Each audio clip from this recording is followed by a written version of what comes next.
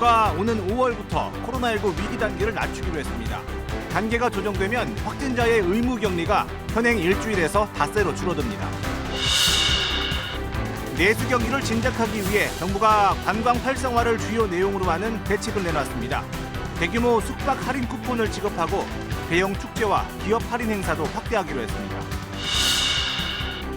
대전시가 상습 정체 구간 33곳을 선정해 개선 사업에 나섭니다. 1조 9천억 원을 들여 지하차도 또는 고가도로를 설치하거나 도로를 확장한다는 계획인데 대중교통을 권장하는 정책에 반한다는 비판도 나옵니다.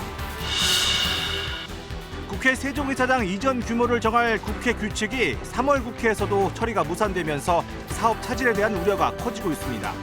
내년 총선에서 선거 도구로 전락할 수 있다는 전망도 나오고 있습니다.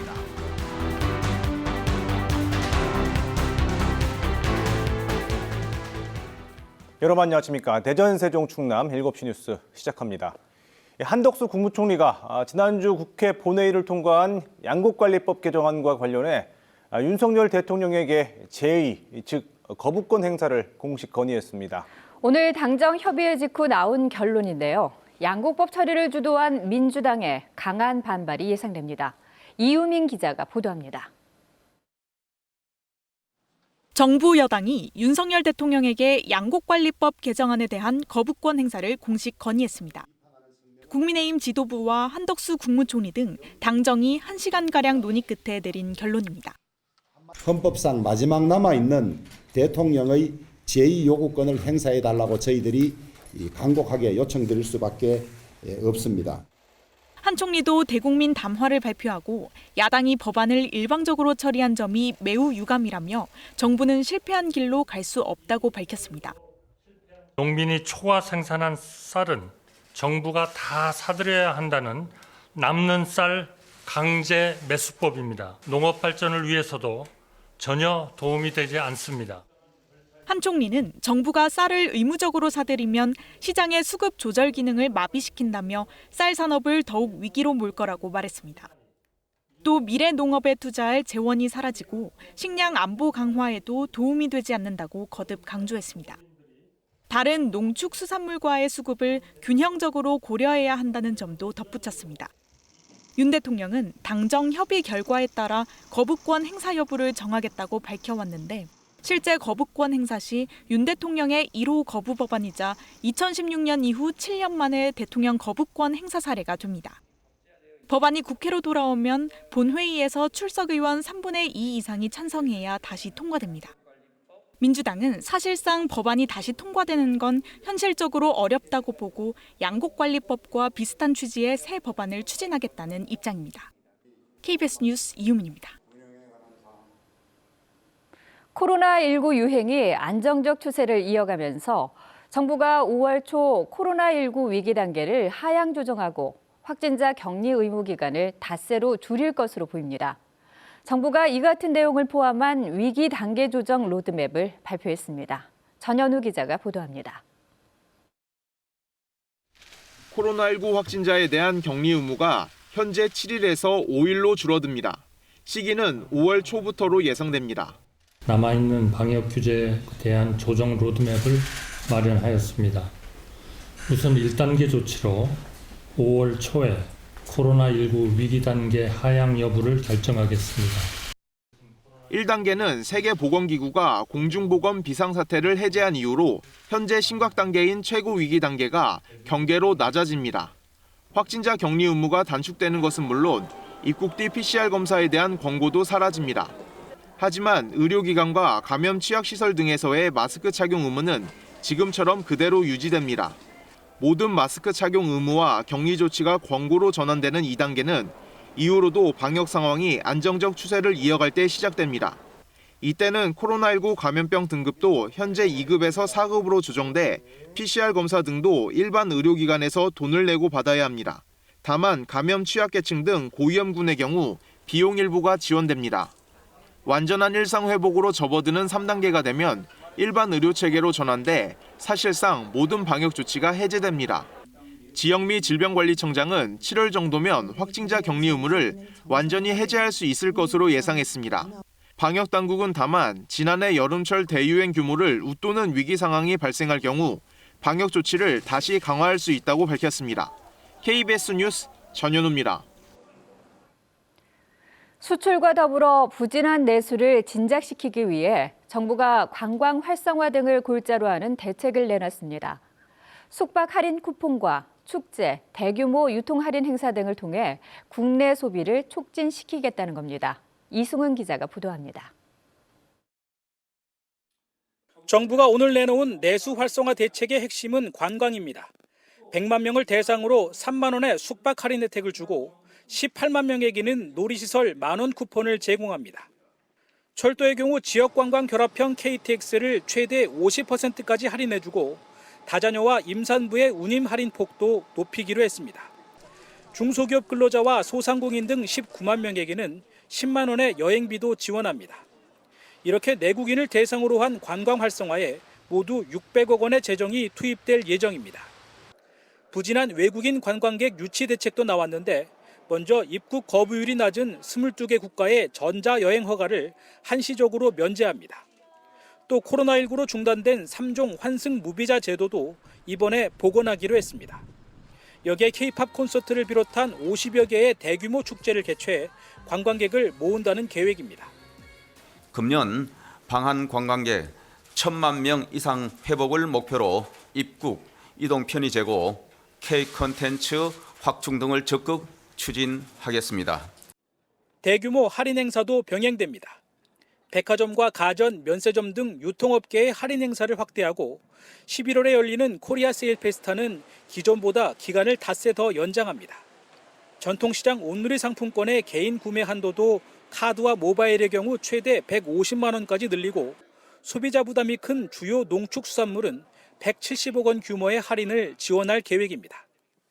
소비 부양책이 물가를 자극할 수 있다는 우려에 대해 정부는 관광 레저 산업이 워낙 침체된 데다 할인 행사와 병행하기 때문에 물가 부담은 크지 않을 것이라고 설명했습니다.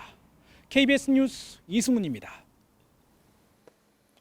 네, 박근혜 전 대통령 탄핵 정국 당시 계엄군을 투입해 촛불 집회를 진압한다는 내용의 계엄 문건, 이 문건 작성을 지시한 혐의를 받는 조현천 전 기무사령관이 5년여 만에 귀국했습니다. 조 전 사령관은 이 귀국과 동시에 검찰에 체포됐는데 수사 과정에서 이 계엄 문건의 실체적 진실을 밝히겠다고 말했습니다. 김성수 기자입니다. 이른바 촛불개엄 문건 의혹의 핵심 인물인 조현천 전 기무사령관이 귀국과 동시에 공항에서 체포됐습니다. 기무사령관을 마치고 미국으로 출국한 지 5년 3개월 만입니다. 계엄 문건 작성의 책임자로서 계엄 문건의 실체적 진실을 밝히고 또 거기에 대해서 책임자로서 책임질 일이 있으면 책임을 지기 위해서 귀국했습니다. 조 전 사령관은 2017년 2월 계엄령 문건 작성 TF를 만들고 계엄령 검토 문건을 작성하도록 지시한 혐의를 받습니다.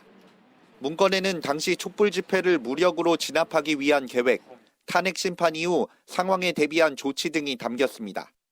한민구 당시 국방부 장관에게 해당 문건을 보고한 의혹도 있습니다. 이를 놓고 문재인 정부 시절 군검 합동수사단이 조 전 사령관의 내란 음모 혐의 등에 대한 수사에 나섰습니다. 하지만 조 전 사령관이 수사 직전 해외로 떠나며 의혹을 규명하진 못했습니다. 당시 발부받은 체포영장을 집행한 검찰은 체포 시한이 48시간으로 정해진 만큼 고강도 수사를 이어가고 있습니다. 계엄령 문건 작성 주체와 보고 경로 등을 집중적으로 확인할 것으로 보입니다. 또 조 전 사령관의 해외 체류 이력과 진술 내용 등을 검토해 구속영장을 청구할지를 결정할 예정입니다. 계엄령 문건 의혹을 처음 제기한 군인권센터는 조 전 사령관이 5년간 수사기관을 우롱했다며 검찰의 구속 수사를 촉구했습니다. KBS 뉴스 김성수입니다. 대장동 50억 클럽에 대한 특검 법안이 내일 열리는 국회 법제사법위원회에 여야 합의로 상정됩니다. 법사위 차원에서 논의가 진전될 수 있을지 주목되는데 민주당이 함께 추진하고 있는 이 김건희 여사 특검 법안은 여전히 진통을 겪고 있습니다. 보도에 최유경 기자입니다. 3월 국회를 하루 남기고 국회 법사위가 대장동 50억 클럽 특검 법안을 상정하기로 했습니다. 민주당이 추진했던 패스트트랙 지정보다는 법사위와 본회의를 거치는 일반 입법 절차를 밟자는 정의당 요청을 국민의힘이 받아들인 셈입니다. 50억 원을 산재 위로금으로 받았다. 근데 그것이 어떤 대가도 없다라는 그 1심 판결에 대해서 더 이상 국민들은 납득할 수 없다. 법사위의 우리 첫 간사나 위원장에게 제 생각을 전하고 상정돼서 심의될 수 있도록 노력하겠습니다. 정의당은 스스로 이끌어낸 결과라고 자평하며 특검법이 정쟁의 수단으로 전락하거나 검찰의 수사 뭉개기 전략에 명분이 돼선 안 된다고 강조했습니다. 하지만 50억 클럽과 김건희 여사 특검, 이른바 쌍특검 법안의 패스트트랙 지정을 추진했던 민주당은 실망감을 드러냈습니다. 특검 추진 의사가 없는 국민의힘을 믿고 법사위 등에서 마냥 기다릴 순 없다는 겁니다. 형식적인 그런 정책 레토릭에 이제 또다시 말려 들어가고 그러면서 이제 시간 끌기 작전, 지연 전략에 결국은 협조해 주는 꼴이 되는 것이고. 50억 클럽 특검은 정의당 안대로, 김건희 여사 특검은 민주당 안대로 패스트트랙에 올리자는 민주당 제안도 정의당이 등을 돌리면서 결국 무산됐습니다. 김건희 여사 특검은 국민의힘 반대로 법사위 회의에 상정조차 되지 못했습니다. 민주당은 김건희 여사 관련 의혹이 성역이 될 순 없다며 국민의힘의 결단을 재차 촉구했습니다. KBS 뉴스 최혜경입니다. 충청권의 핵심 현안인 국회 세종의사당 건립이 또다시 총선용 정치도구로 전락했다는 비판이 나오고 있습니다. 국회 세종의사당 이전 규모를 정할 국회 규칙 처리가 3월 국회에서 무산되면서 시민들의 분노가 커지고 있습니다. 박지은 기자가 보도합니다. 세종 지역의 한 인터넷 커뮤니티입니다. 3월 국회에서 국회 세종의사당 이전 규모를 결정할 국회 규칙 처리가 무산되자 정치권을 성토하는 의견으로 가득 찼습니다. 특히 지난 22일 국회 운영위 소위에서 국회 세종의사당 규칙 제정을 미루고 전문가 자문단을 구성하기로 한 데 대한 비판이 쏟아졌습니다. 이미 관련 법이 통과됐고 두 차례 용역을 통해 예산까지 확보된 국회 세종의사당 건립을 지연시키려는 꼼수라는 지적이 잇따랐습니다. 전문가 자문단이라고 하는 성격은 처음부터 다시 검토하라고 하는 그런 사인으로 보여지거든요. 국회 규칙안 제정에 먼저 속도를 내야 된다고 보고. 자문단 구성 시기나 규모도 불명확해 운영까지 얼마나 소요될지 예측이 어려운 상황. 내년 총선을 앞두고 여야가 세종의사당 건립 문제를 정리학적으로 이용할 빌미를 남긴 것이라는 의혹까지 나옵니다. 내년 총선까지 세종시 문제를 가지고 여야가 또 재미를 보겠다라고 하는 그런 생각이 아닌가. 여야가 대선과 지방선거를 통해 앞다퉈 내세운 국회 세종의사당 건립. 하지만 현실은 공회전을 거듭하면서 정치권을 바라보는 시민들의 시선도 싸늘해지고 있습니다. KBS 뉴스 박지은입니다. 네, 관련 내용 조금 더 이어가 보겠습니다. 최민호 세종시장 직접 자리에 나와 있습니다. 어서 오세요, 시장님. 안녕하세요. 예. 네. 시장님께서는요, 지난 네. 27일에 네. 광역 단체장으로서 좀 이례적으로 국회 앞에서 1인 시위까지 나서셨습니다. 이제 시청자들의 이해를 돕기 위해서요. 일단 이 국회법이 개정된 이후 현재까지 후속 조치가 어떻게 진행이 됐고 왜 시장님이 직접 나서셔서 1인 시위까지 하게 됐는지 그 배경을 좀 간략히 설명을 해주셨으면 좋겠습니다. 네, 광역자치단체장이 1인 시위한다는 것 자체가 좀 부끄럽기도 하고 참담합니다. 네. 그러나 이 국회 세종의사당 건립 문제는 문재인 정부 때 이미 국회법을 통과를 했고요. 그렇기 때문에 또 윤석열 대통령께서도 이건 건립한다고 약속을 한 사항이기 때문에 예. 이제는 국회가 이거는 나설 차례다.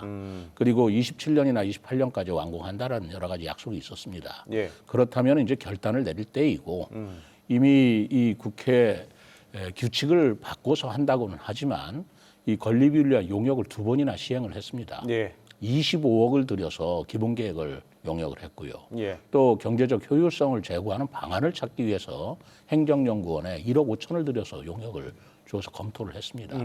이제는 결단할 때이지 또 자문을 받을 때인가라는 생각이 드는 건 뭐 지극한 상식이라고 저는 생각을 하고 있죠. 그런 배경하에 1인 시위에 나서셨고. 그렇습니다. 1인 시위 하시면서 그 운영위원들도 직접 접촉하셨다고 들었는데 어떤 얘기를? 소위위원들이 9분이십니다. 예. 민주당이 5분, 국민의힘이 3분, 정의당이 1분입니다.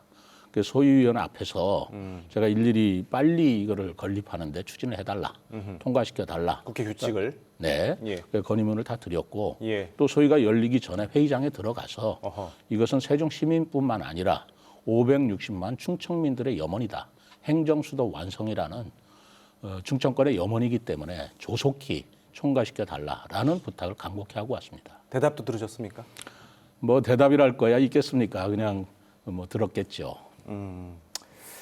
예. 자, 근데 이 국회 운영위가 통과시킨 전문가 자문단 구성안 이걸 놓고도 이 자문단 구성 때문에 이 시간을 더 끄는 것 아니냐, 국회의사당을 짓는데 더 오래 시간이 걸리는 것 아니냐 이런 우려가 나오고 있는데 여기에 시장님도 동의를 하십니까? 좀 더 신중하게 하기 위해서 자문단을 구성해서 자문을 받는 것까지를 나무랄 것은 없습니다. 예. 그건 뭐 있을 수 있다고 봅니다. 네. 그러나 자문을 받는다 하더라도 우리가 국민들이 기대하고 있는 시한이라는 게 있지 않습니까?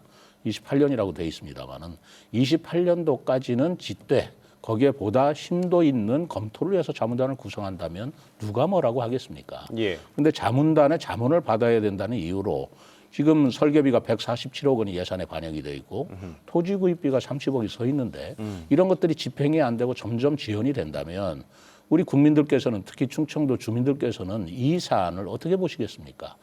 자꾸 미루려고 하는 어떤 구실 아닌가, 또 이러다가 또 미루어지는 것 아닌가라는 의구심을 갖고 보시기 때문에 이것이 국회에 대한 불신, 정치에 대한 불신을 초래하는 거 아니겠습니까? 미루려는 구실이라고 말씀하셨는데 이 자문단 구성안을 통과시킨 그 배경이 정치적 이유가 있다고 보시는 겁니까? 없기를 바랍니다. 없기를 바라지만 뭐 여야를 막론하고 예. 이 서울에서 세종으로 국회를 오는 것에 조금이라도 좀 저항하는 문제가 있기 때문에 이런 자문단을 구성한다라는 의도가 있다면 예. 그것은 그래서는 안 된다라는 뜻을 제가 밝히러 가는 것이죠. 여러 문제로 이 세종의사당 건립 시기가 계속 좀 늦춰지는 모양새인데요. 혹시 사실 뭐 국회에 지금 권한이 있기 때문에 시 차원에서 할 수 있는 일이 많지는 않겠지만 혹시 시 차원에서 건립 시기를 당기기 위한 뭐 준비, 대응책 있습니까? 사실은 시 차원에서 할 일은 한계를 넘어선 문제입니다. 국회의사당 이전 문제는 국회 고유 소관이고 예. 또 국회법에 관한 문제이기 때문에 자치단체인 세종시에서 뭐라고 할 수는 없습니다. 그러나 국회가 무엇을 위해서 존재하는 것입니까? 국민을 위해서 존재하는 것이고 그리고 세종의사당이라는 게 세종시만을 위한 게 아니지 않습니까? 지방 분권이라는 큰 틀이 있고 큰 목표가 있기 때문에 하는 것인데 그것은 우리 주민뿐만 아니라 국민 전체에 해당되는 문제라서 예. 이런 부분은 약속대로 그리고 제시한 대로 이루어져야 된다고 저는 생각합니다. 혹시 뭐 시 차원에서 여론전이라든지 이런 것들을 준비하시는 게 있으실까요? 우리 언론에서 많이 좀 도와주시고요. 저도 뭐 끊임없이 더 노력을 할 겁니다. 예. 제가 지난번에도 우리 국민의힘의 김기현 대표도 만났고요. 그리고 이 국회법 발의도 우리 정진석 의원이 하셨어요. 가장 적극적인 분이 이제 정진석 의원이시기도 합니다. 예.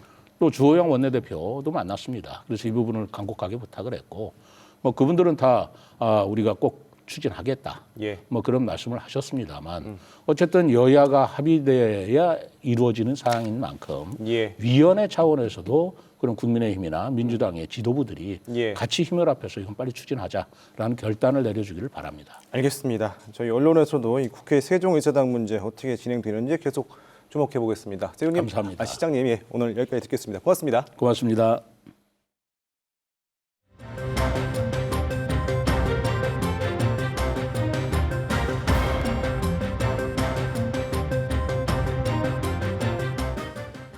주 69시간 허용으로 반대 여론이 커지자 정부가 근로시간 개편안 재검토에 들어갔는데요. 그런데 당시 개편안의 뼈대를 연구하던 전문가 중 한 명이 방향에 동의할 수 없다면서 사퇴했던 것으로 확인됐습니다. 그런데 이 전문가는 장시간 노동이 건강에 미치는 영향에 대해 소견을 낼 수 있는 유일한 보건 전문가였습니다. 홍성희 기자의 단독 보도입니다. 근로시간 개편안을 마련하기 위해 고용노동부는 지난해 7월 전문가 연구회를 출범시켰습니다. 연구회에 참여한 교수는 모두 12명, 이 중 노동자 건강보호 관련 전문가는 김이나 한양대 직업환경의학과 교수 1명뿐이었습니다. 나머지는 주로 경제학과 경영학, 법학 교수들이었습니다. 고용부는 김 교수 참여를 두고 근로자 건강권 보호를 위해 보건 전문가를 포함시켜 균형 잡힌 논의가 가능하도록 안배했다고 강조했습니다. 5달 뒤 연구회는 대정부 권고안을 발표했습니다. 주 최대 근로시간이 69시간으로 늘어나는 내용이 담겼고 과로를 조장한다는 비판이 나오자 연구회 측은 이렇게 반박했습니다. 연장 근로 허용 한도를 포함하면 69시간까지 가능한 거는 맞습니다. 예외적인 상황이기 때문에 빈번할 것을 하리라고 생각하지 않습니다. 정부는 권고 내용을 토대로 법 개정안을 만들어 이달 초 입법 예고했지만 여론의 반발에 부딪혔습니다. 그런데 연구회가 권고안을 내기 한 달 전쯤 김이나 직업환경의학 교수가 연구회 활동을 그만둔 것으로 확인됐습니다. 김 교수는 KBS 통화에서 지난해 11월 권고안에 들어갈 내용에 동의하기 어려워 연구회 좌장에게 사의를 표명했다고 밝혔습니다. 김 교수는 개편 방향이 노동자 건강을 악화할 수 있어 여러 문제점을 말했지만 반영이 안 됐다며 사의 표명 이후엔 회의에 참석하지 않았다고 말했습니다. 결국 건강권 전문가가 없는 상태에서 정부 권고안이 나온 겁니다. 고용부와 연구회 측은 그러나 이 같은 사실을 공개하지 않았습니다. KBS 뉴스 홍성입니다. 다음 달부터 적용되는 전기와 가스 요금이 모레쯤 발표될 것으로 예상됩니다. 요금 인상이 불가피해 보이는데 그 폭이 어느 정도일지 관심인데요. 에너지 기업 경영 정상화와 물가 안정이라는 명분을 놓고 막판까지 치열한 논의가 계속되고 있습니다. 정세배 기자의 보도입니다.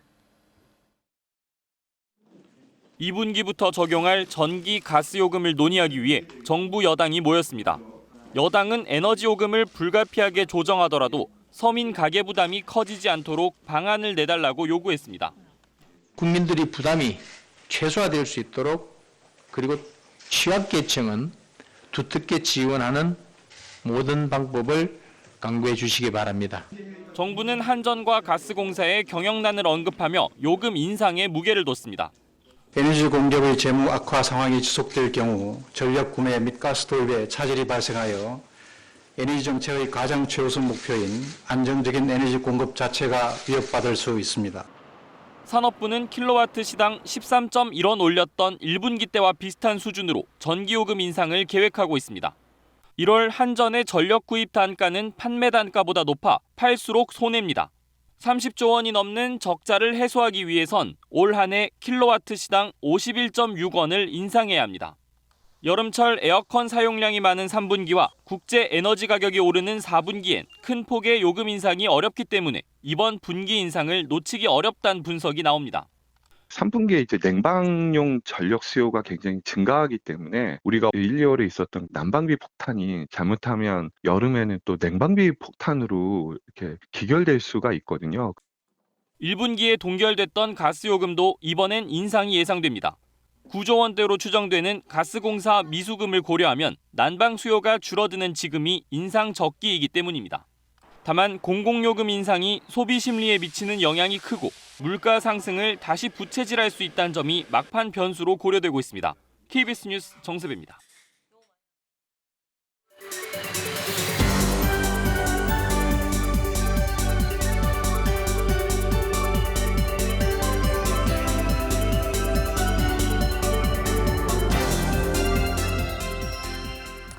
뉴스의 깊이를 더하는 시간 뉴스 더하기 김현수입니다. 착한 가격 업소, 가격이 저렴하지만 양질의 서비스를 제공하는 가게죠.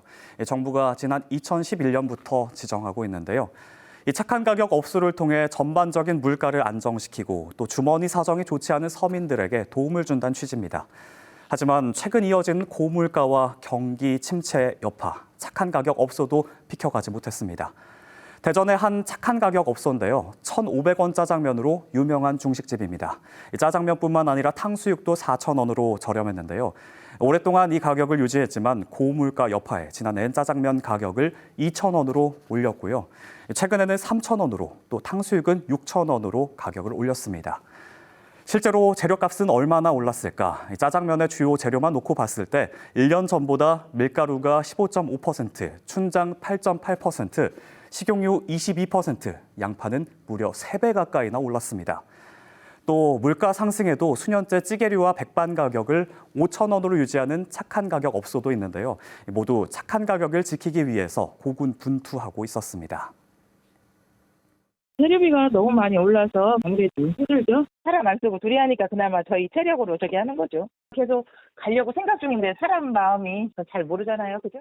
저 혼자하고 우리 딸이 도와주고 제가 직접 가서 싣고 오고 사갖고 그래요. 공산품인 거 보고 다. 안 시켜요. 손님들이 막 사줄 때마다 웃고 먹었다 가고 그 힘으로 살아요 저는.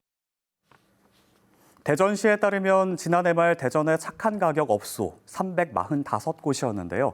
지난달 말에는 340곳으로 석 달 사이 5곳이 사라졌습니다. 폐업한 곳도 있었고요. 더 이상 가격을 유지하기 어려워 착한 가격 업소를 포기한 곳도 있었는데요.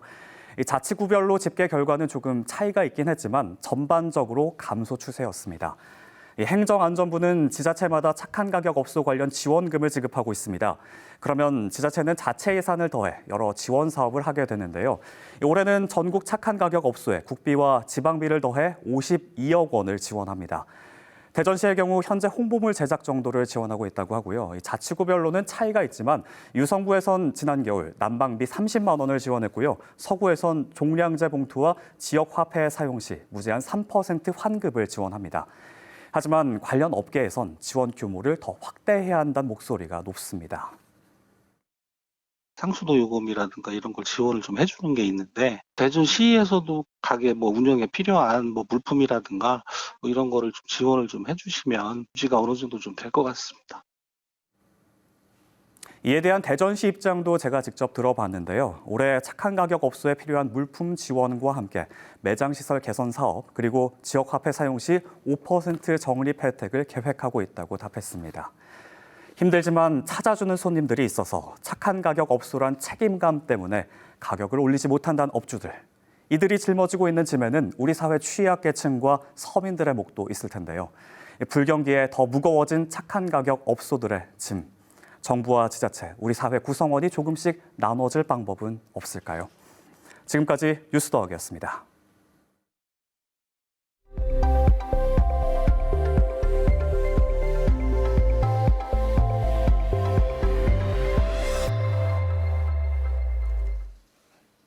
네, 대전시가 상습 정체 구간을 개선하겠다며 대수술에 들어갑니다.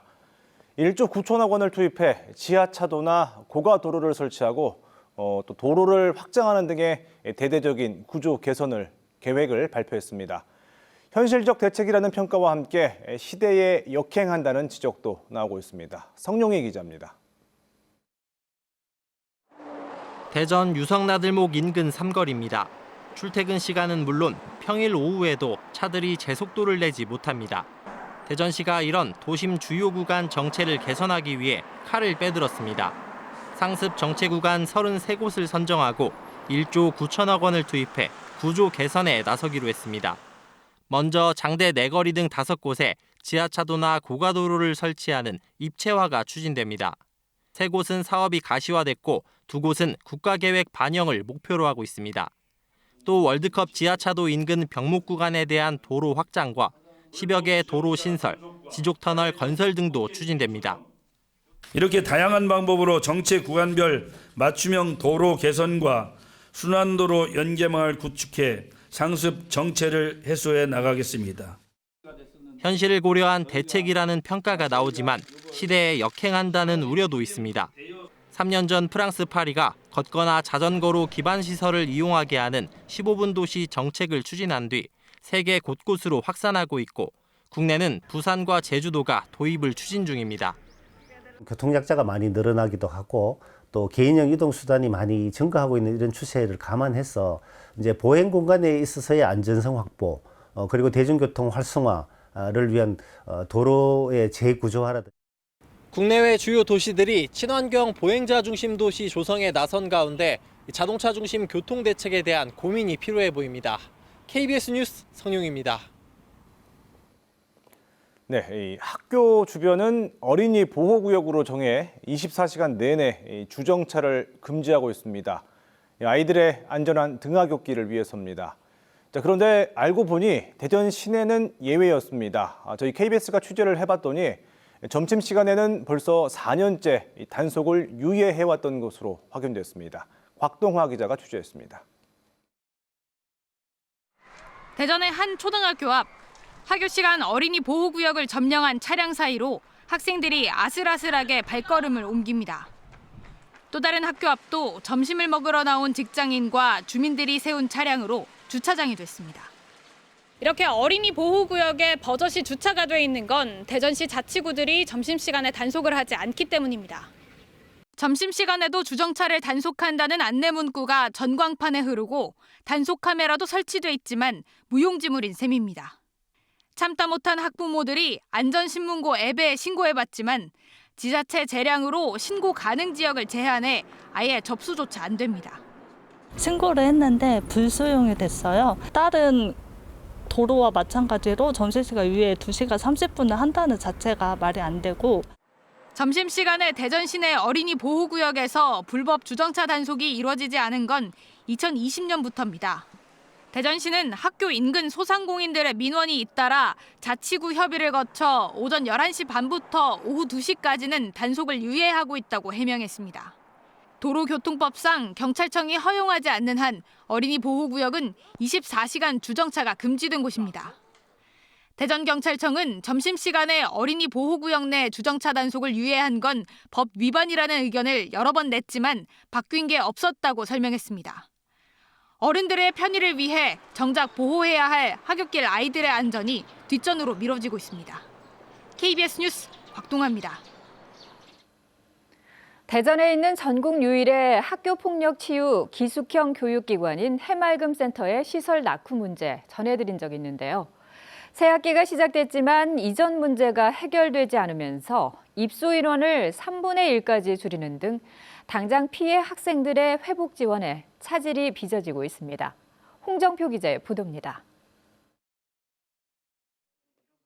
걸어다니기만 해도 바닥이 울렁거리는 강당. 지난해까지 학생들이 사용한 기숙사 바닥은 심하게 기울어 탁구공이 저절로 굴러갈 정도입니다.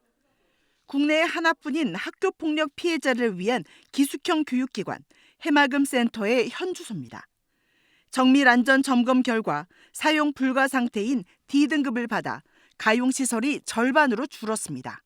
결국 30명까지 가능하던 입소 정원이 올해는 10명으로 대폭 줄었습니다. 지난주부터 입소가 시작됐고 새학기를 맞아 문의가 이어지고 있지만 정원이 차면 받을 수도 없는 데다 낡은 시설을 보고 발길을 돌리는 경우가 다반사입니다. 생활이 어렵다고 하게 되면 결국 피해 학생들과 학부모님들이 피해를 가장 많이 보고 정말 막막한 상황이 생길 수밖에 없는 것이죠.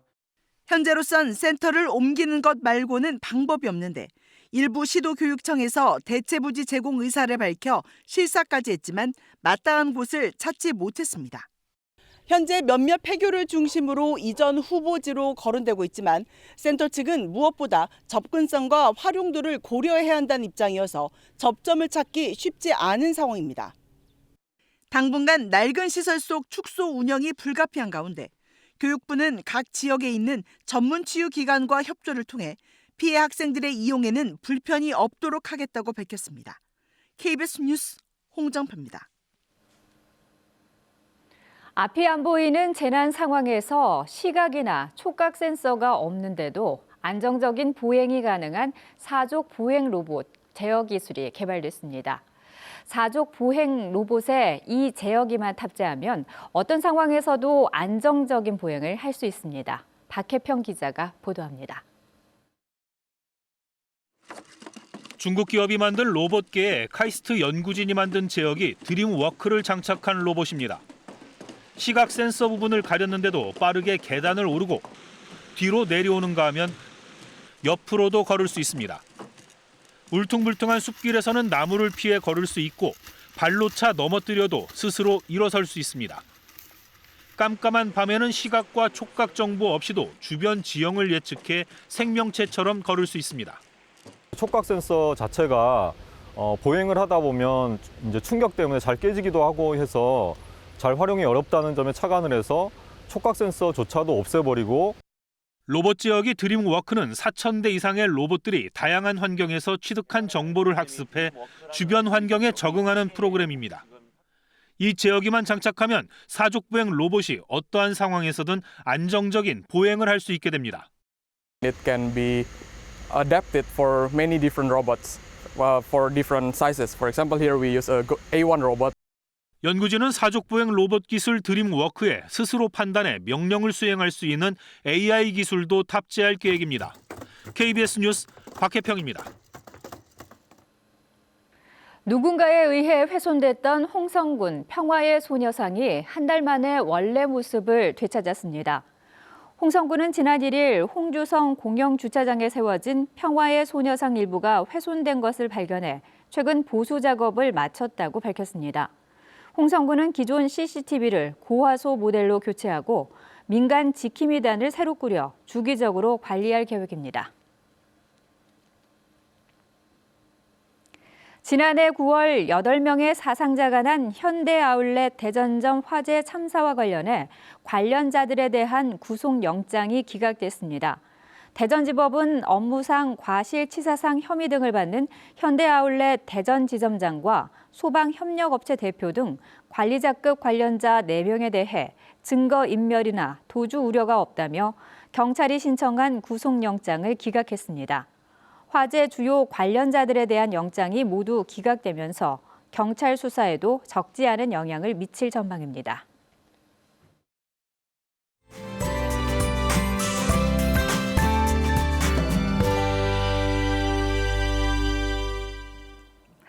낮 동안 따스한 봄 햇살이 내리쬐며 완연한 봄을 느끼기 좋았는데요. 내일은 더 포근하겠습니다. 낮 기온이 24도 안팎까지 올라 계절을 한 달 이상 앞서가겠는데요. 다만 아침 저녁으로는 여전히 쌀쌀합니다. 일교차가 많게는 20도 이상 벌어지니까요. 입고 벗기 쉬운 옷차림으로 건강 잘 챙겨주시기 바랍니다. 내일도 맑은 하늘 이어지겠지만 오전까지 안개가 짙게 끼겠습니다. 특히 서해안을 중심으로는 가시거리가 200m 미만으로 짧아져 안전운전 하셔야겠습니다. 연일 맑은 날씨가 계속되면서 대기의 건조함은 더 심해지고 있습니다. 불씨 관리 잘 해주셔야겠고요.